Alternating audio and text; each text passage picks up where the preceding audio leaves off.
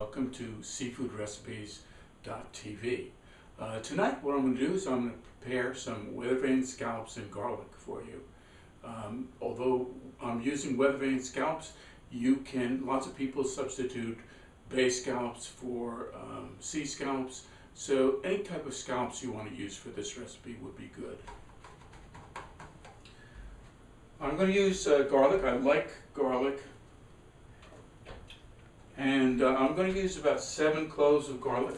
You may want to use less garlic, but I want to show you an easy way to take the paper off the garlic. Basically take a broad, flat-bladed knife and just press down on it until you hear it crush a little bit. And you'll also see that at the base of the scallop where it joined into the clove, there's a little hard piece with sometimes roots, and sometimes at the other end at the tip it's green, and that can be bitter. So I just chop both ends off, and then you'll see the paper just peels off very nicely.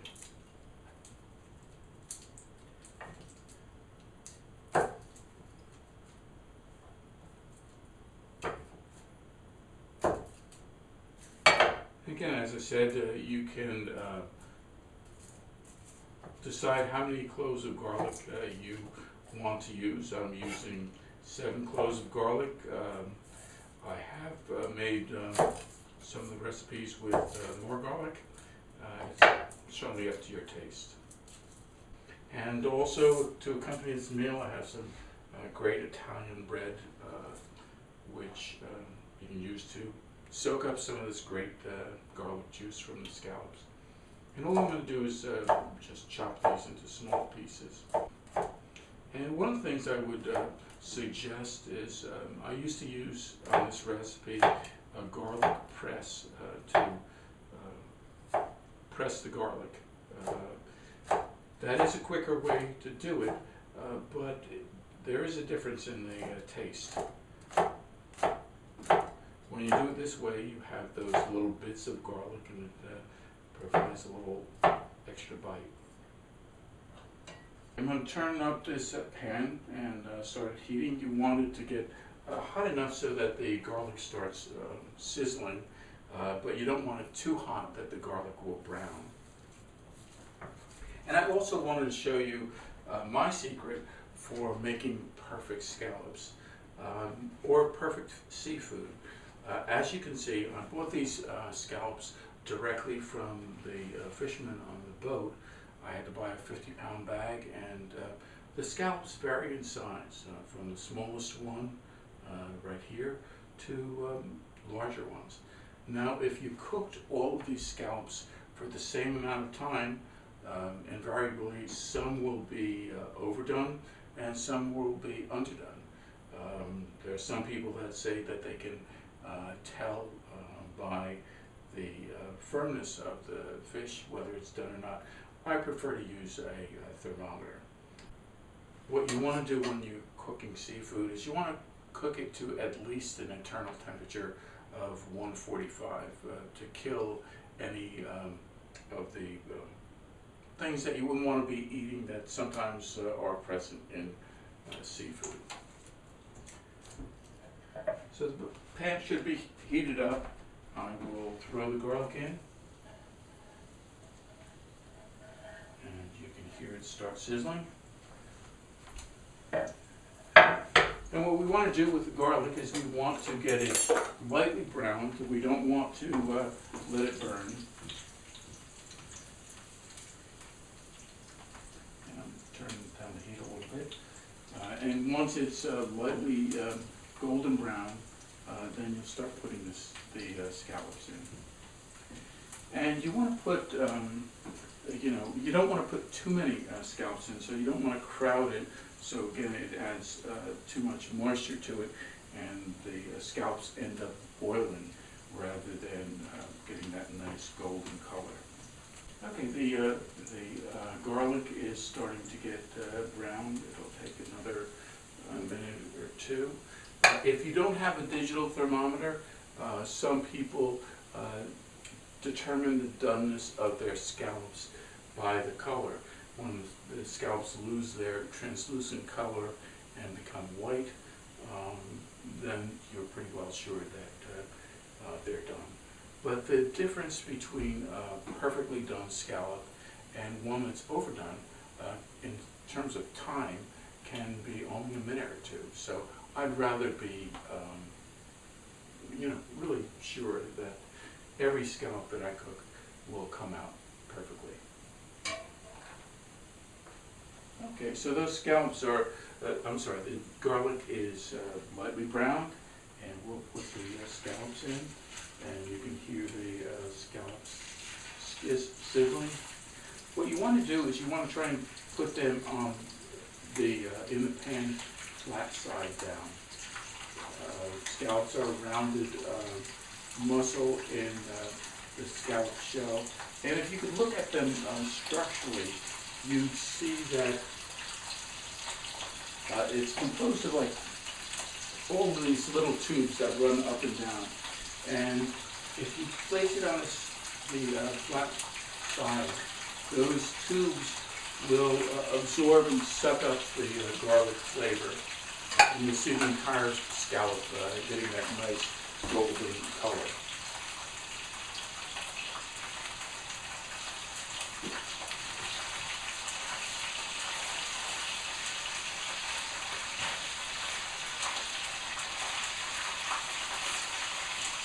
And I put about a tablespoon of olive oil in the pan.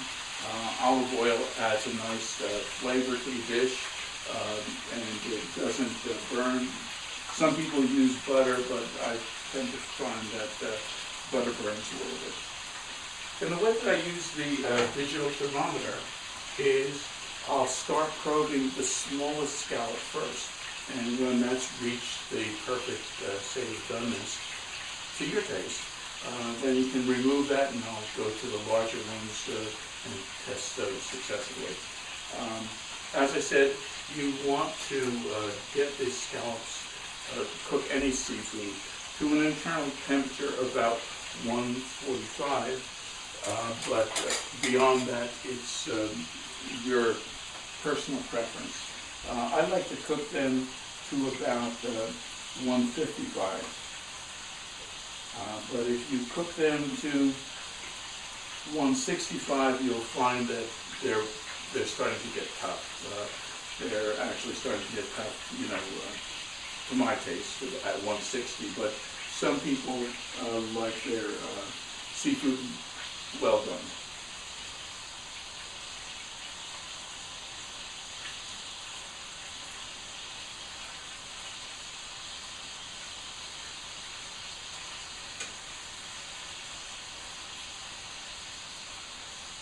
And I don't know if you can see it on the camera, but here's the bottom of it.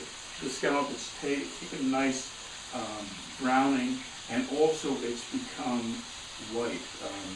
If you notice the top of it where it's still uncooked, it has that translucent color. But I would recommend that you get a thermometer. It doesn't specifically have to be digital. It could be a regular thermometer, but most of the thermometers available now at shops are digital. And it's not that expensive. And when you think about the price of seafood today, if you can buy a low-cost tool that makes sure every dish is perfect, that's a good purchase. It smells delicious. And once they're starting to get lightly browned, then you can flip them over on the other side.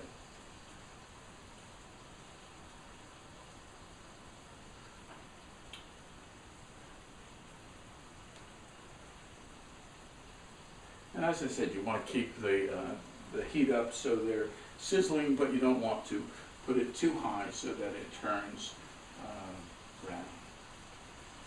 So that it turns black. Brown we like.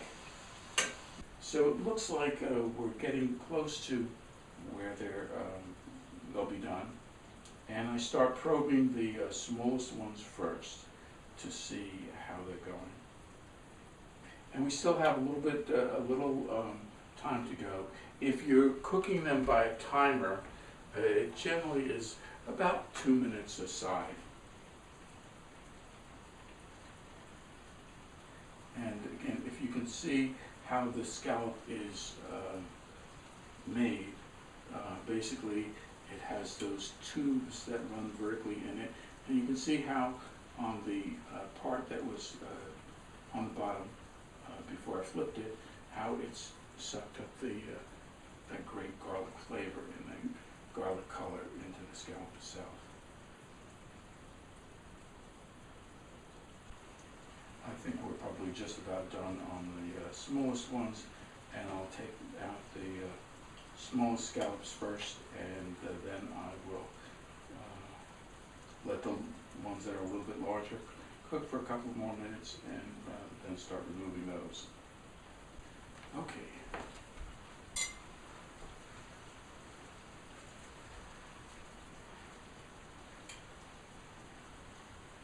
So I'm removing the smallest ones first that have reached 155, and that's the way that I like them done. You may like them done to a different degree. And this stove has a great feature. This central area is a warmer, so you can actually put that on to keep the plate warm while you're waiting.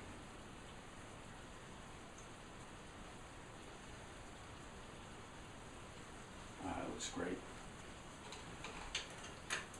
So now I'll start probing the next ones. Okay.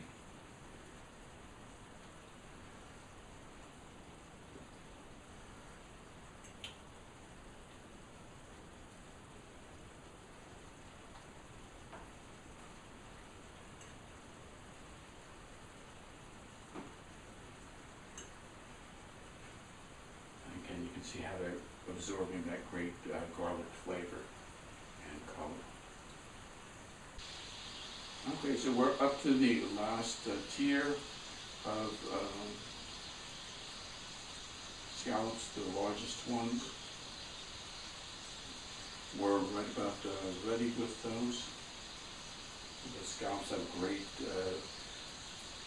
color, the garlic has great smell. And what I'll do in plating it up is I'll put a couple on the plate.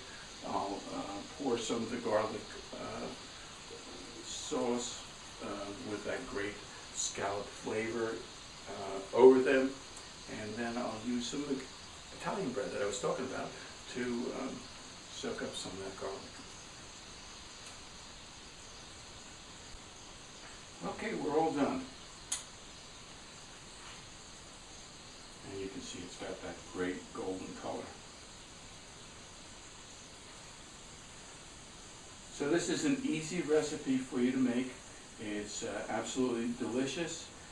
The only things that you have to watch out for is you don't want to overcook your scallops. So whatever method of testing and cooking it to the degree you want, that's up to you. I prefer the thermometer. You may prefer just a timer. But here you can see the great color that the garlic has. It's not been burned, and that'll just make a delicious sauce over the garlic. So thanks for stopping by. I hope you enjoy this recipe. I know I am. Thanks once again for stopping by and visiting us here at seafoodrecipes.tv.